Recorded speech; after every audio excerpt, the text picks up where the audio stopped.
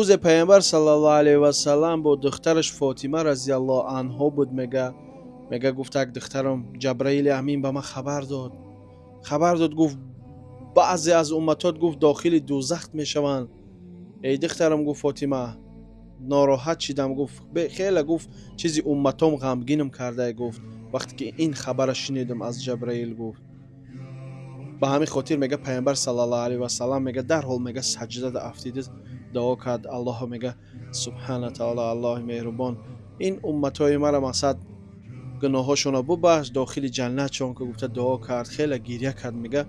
میگه همون زمان بود که از جانب الله وحی آمد. گفت ای محمد غمگین نشو. گفت من چرا گفت از خودم راضی میکنم همگی امتت قطعی داخل جنتت میکنم. روز قیامت این راضی ساختن هم مفسرای قرآن میگن که این بیرق شفاعت است. بیرق شفاعت در دست رسول اکرم صلی الله علیه و سلام میته. پیامبرمون جملگی امت شفاعت میکنه. مردم گفت ای مردم الله سبحانه و تعالی مرا راضی میکنه. روز قیامت از خودش مرا راضی میکنه نظر به دیگرها مرا بسیارتر و چی میکنه مثال ما راضی میشم از الله سبحانه و تعالی.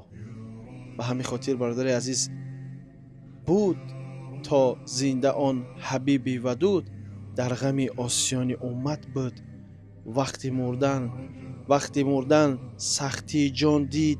گفت ای پروردگار عرش مجید سختی جان اگر چونین باشد امتانم مطیق این باشد.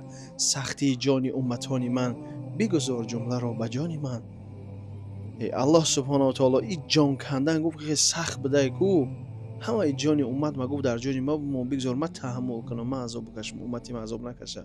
لیکن امتش این روز در روز برای پیامبرش 100 صلوات نمیگه وای بر حال تو نماز نمیخونن گشتن کارای بی معنی کرده. حداقل ویدیو رو پدیلی چک که ثواب شاید تا که دیگر رو بینن.